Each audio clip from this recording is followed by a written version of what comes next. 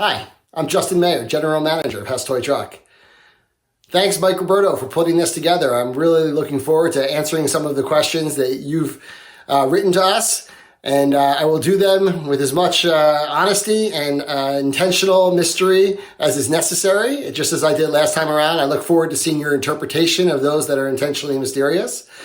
I also wanted to express my sincere thanks to you for your passion for the brand, and obviously to each and every one of you who are watching this video who obviously have some interest in our brand. Many of you may be collectors for a long period of time or had family members who started this generations ago, but we are truly thankful for your continued support as we continue to look forward to celebrating many more years together, including not too far in the distance, our 60th anniversary. So until then, here's my answers to your questions. Hello, Hess Toy Truck fans. Once again, I'd like to welcome or thank Justin, General Manager of Hess Toy Truck, Hess Corporation, and thank him for taking the time to directly address us passionate fans of the Hess Toy Truck legacy. And just like last time, I've taken the liberty of gathering and sorting a consensus of reasonable inquiries, all the way from the casual fan to the super collector obsessionist. I've been able to find a nice balance of the two. I hope you feel the same. In our last interview, you stressed the importance of consumer insights, and it seems they've really paid off with the long-requested fan-favorite tow truck and ambulance releases in 2019 and 20 respectively. Are there more fan feedback models in the pipeline? Hess's reply: Insights include more than just listening to fan requests for items.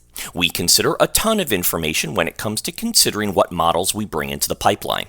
Examples of things we consider insights are general toy trends, technology trends as it relates to how kids play, competitor toy company products, survey feedback we gather from both existing and prior customers, historical sales results for our own toys, and even upcoming entertainment releases which typically drive a lot of the toy trends. All that tends to lead to a very big toy chest of ideas that we explore through the pipeline product development process. So it's very likely that fan feedback models, as you call it, are included in that broad pipeline. But whether they ultimately make it to marketing and how long that might take will depend on many other things such as manufacturing capabilities, cost, and ensuring we aren't repeating products that have been released by us, at least for a long time, with enough changes to be a real differentiated improvement. Personally, I love that answer. And it also comes across so very quantifiable that for the sake of completion, I think it's fair to acknowledge that there's also an unknown element, the dark matter of the universe, if you will. The 2018 RV, well, this definitely felt like it could have checked off all the boxes on that corporate spreadsheet, but yet somehow something was missing from both the perspective of fans and kids. So let's call it the unknown element, if you will. But in 2018, they also released this collector's edition. So everyone just kind of forgot about the other one. So it's a wash. Hess Toy Trucks have a history paying tribute to emergency, fire, and rescue services. Are there any plans in the future to represent our armed forces? Many of our historical toys are inspired by armed forces vehicles. The Air Force specifically was the inspiration for the most recent 2021 cargo plane and jet, as well as the 2010 toy and the two helicopters from 2001 and 2012. And take a look at many of the SUV-style vehicles we have released. The 2004 toy truck is heavily inspired by military vehicles. Secondary vehicles, such as those included in those helicopters, as well as the rescue included with the 2020 ambulance, were all heavily inspired by our armed forces. While our holiday spirited ads haven't specifically featured armed forces in action, we could not be bigger supporters of those who serve in our military. We give thanks every day for the sacrifices they and their loved ones make. They are all our heroes. First, I'm going to take this gratuitous moment to show a picture of my dad. Probably the best picture ever. That's him standing by a B-52. Okay, back. Based on the level of depth in that reply, I think it's safe to say that while they don't necessarily highlight the forces directly, there is obvious influence. I guess it could also stand to reason that, I don't know, an oil company may want to distance itself from anything war related since, seems like war is fought over oil a lot. So, in short, I'm sorry, Hess Toy Truck fans, no Hess tanks. But please enjoy this custom Hiss/Hess tank that I found online. Taking into consideration current child safety laws and any known manufacturing limitations, is it possible to produce a new battery-powered Hess toy vehicle that floats? Okay, here we go again. We are well familiar with the fact that many folks sank their Voyagers to the abyss of their bathtubs in the 1960s, and that was a clear insight that customers expect a boat should float. And yes, you are hitting on a key issue, which is the mix of water and electronics. I will admit we've studied many bath toys to understand the durability and longevity of doing a battery-powered Hess boat that kids can play with the tub or the pool. The reality is that much would have to be sacrificed, including very limited non-flashing lights and no sounds. Even with those sacrifices, we fear that the life of the toy would not last long enough to pass to the next generation, given most bath toys are subject to mold issues quite quickly. So the long answer is yes, it's possible to make a battery-powered toy that floats, but not one that meets the Hess standards. So let's address a few things. Quote, the reality is that much would have to be sacrificed. I respectfully disagree. Allow me to present my case. Quote, including very limited non-flashing lighting. Not a problem. Voyager had a limited non-flashing 4 bulbs to begin with. Quote, and no sounds, end quote. Not a problem. Not a problem. A horn sound for both Voyager and Tugboat, wink wink, could easily be added to the app, wink wink. Quote, not last long enough to pass to the next generation. I think collector's edition status and price point should help with that. Quote, most bath toys are subject to mold issues quite quickly. Not sealed plastic and plastic plugs to cover any exposed screws. And, quote, so it's possible, but not one that meets the Hess standards. I would say that we could argue that point. It wouldn't be produced if it did not. So, a couple of things. The wheels could be internally mounted like the North Dakota, which at some point I'll make a video going through all these details, don't worry. We definitely should add a feature that would be a motorized propeller like the Texaco North Dakota, and steerable rudder. Bluetooth remote-controlled app. Again, listen, you can go to the $5 store now and buy Bluetooth headsets and Bluetooth microphones. I think the technology has really come a long way in the decade past since we've last discussed about a Bluetooth app, let's say radio or remote control car. My idea is the 2026 60th anniversary Hess Voyager and Tugboat with Stand Collector's Edition. Safe to say, I've got ideas. A pie chart has been crafted of the overall Hess Toy Truck audience. What percentages would be given to what populations? The Hess answer. Boy, do we have a lot of pie charts. We have them by age of buyer, age of gift recipient, geography, gender, income, length of purchase, length of collection, number of purchases, interests, hobbies, and even those who follow Mike Roberto versus not. Given all the possible ways to look at the Hess fan base, let's just leave it at there's a lot of data and folks that fall into many different categories on many different pie charts. No one statistic defines a customer, and no two customers are the same. That went way deeper than was expected. To be honest, I was just hoping to see percentage of collectors versus non-collectors, let's say grandparents and whatnot. That's what I was going for, but I like that answer. Thank you very much. Currently, it appears the mini Hess Toy truck line would eventually come to an end, as previously released trucks would eventually all be covered in the next few years. What words of encouragement can you offer besides, don't worry, that could ignite the imagination and fan the flames of anticipation for what minis are to come? Hess reply, things aren't always as they appear. Let your imaginations run wild and see if you too can see what opportunities we see. Well, Since you opened that door, you want to know what I want to see? I'm going to tell you what I want to see. I want to see some reissues of some minis, but in some very creative ways. So first of all, you got your 3-pack, right? Why don't you make it a 4-pack? Let me explain. You're going to have 4 different things. You're going to tell the history of basically the 1966 box, which I'm going to get to in just a moment. Very simply put, you're going to have 4 items. This is very simple. The very first one is going to be a little, you know what? I'll show you a picture. This was a little prototype of the Hess toy truck or Hess Corporation oil well, if you will. Put a little mini version of that, maybe have a little motor, press the button and it does its little thing, or maybe a little blinking green light on top, whatever, that's fine.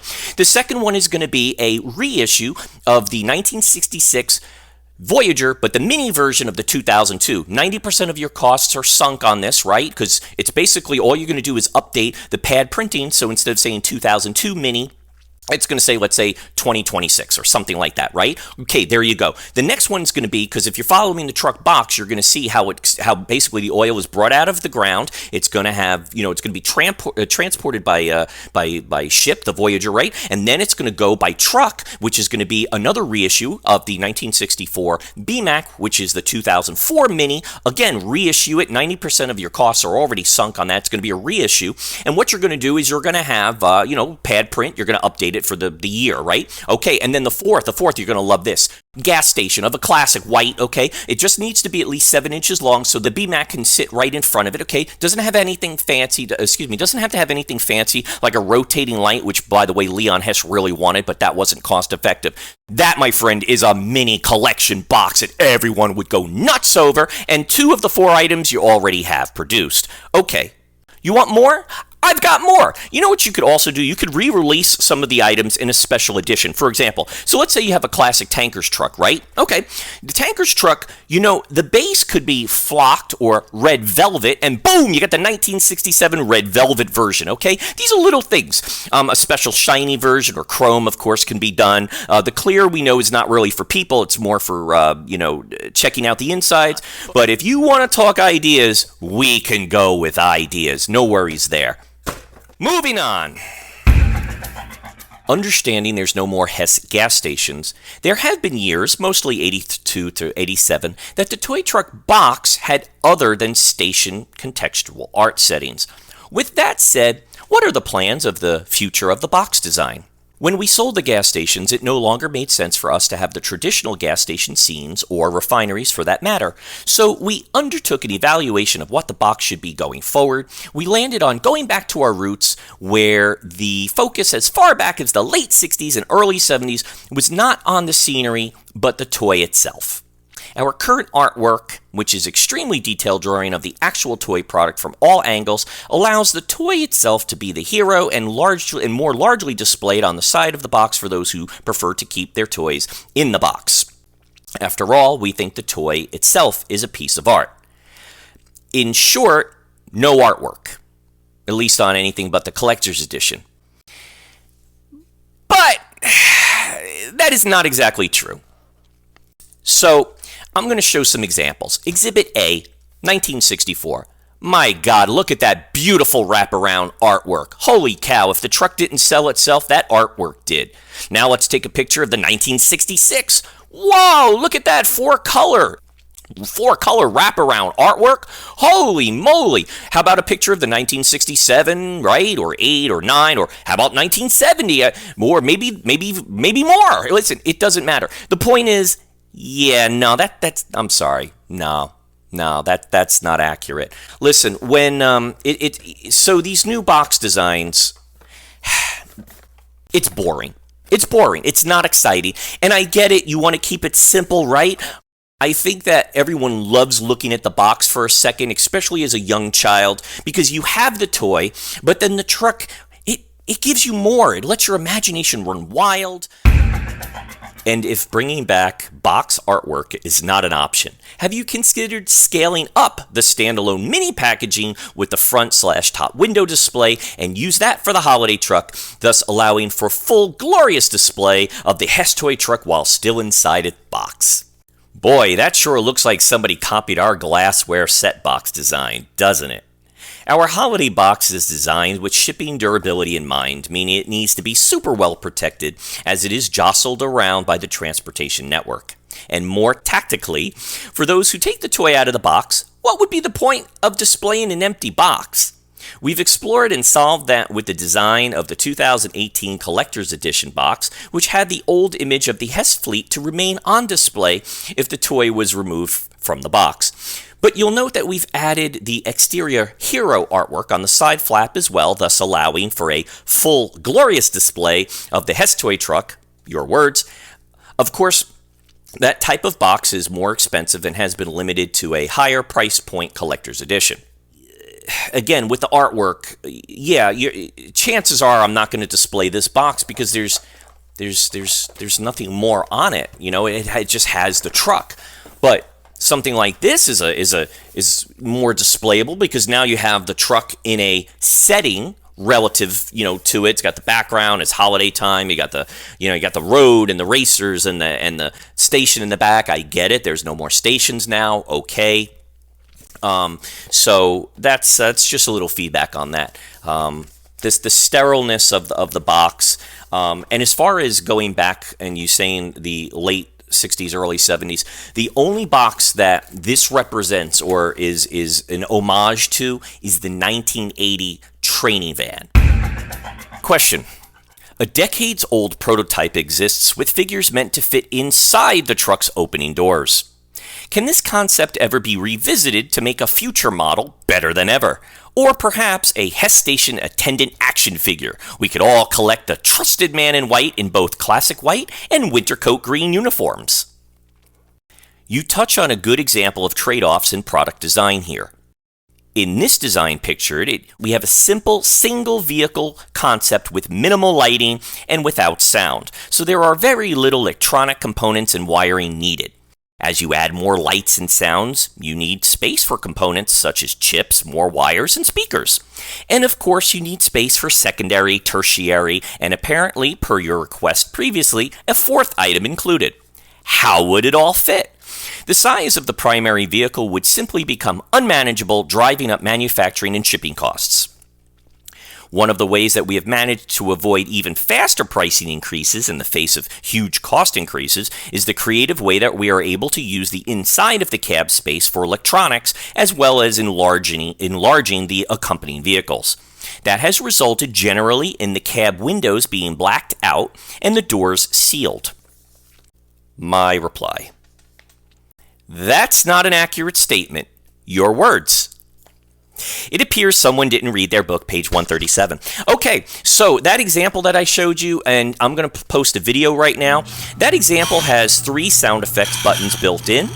I believe it's the illuminated cab door logos that you're presenting an issue for. Ever since the minis have been re-releasing, it's been it's been somebody's dream to make sure every cab door logo lights up. As far as lighting goes, it has way more than the standard 4 bulbs of the 1982/3 original first model truck that you're referring to. So, I'll wait for your reply on that one. It can be done. All right, moving on. Okay. Justin, are there any updates to any of the things we've previously discussed from our first interview in 2020? Based on some of your interpretations of my answers, I wanted to clarify 2 points. 1. The mobile museum does not exist any longer. It was designed for a single-use event tour. If we wanted to do another tour in the future, we would be starting over with a new vehicle. Number 2. You felt that I didn't answer the question about whether there were historical toys that we wish we had produced more of. The short answer is not really. Please look, previously how we've defined success. And lastly, it is a great feeling to be acknowledged, and that I know again that I speak for the entire Hess Toy Truck community when I say thank you for your time today, Justin. We really appreciate it. Thank you for your thoughtful answers. It has been an honor, and thank you for your time. And if you guys want to like and support content like this, you got to hit that button. You got to tell YouTube's algorithm you want more of this. It's important. Hopefully there'll be a third interview down the line where I can address more of the fan questions.